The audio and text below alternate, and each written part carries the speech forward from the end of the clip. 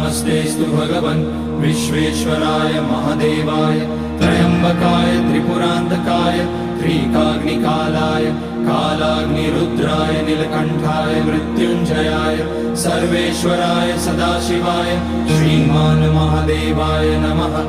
ॐ नमः शम्भवाय च मयोभवाय च नमः शङ्कराय च मयस्कराय च नमः शिवाय च शिवतराय च। ॐ त्र्यम्बकं यजामहे सुगन्धिं पुष्टिवर्धनम् उर्वारुकमिव बन्धनान् मृत्योर्मुक्ष्यमामृतात्।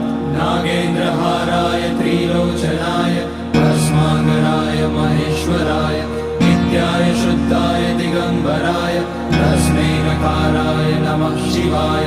मन्दाकिनी सलिलचन्दन चर्चिताय नन्दीश्वर प्रमथनाथ महेश्वराय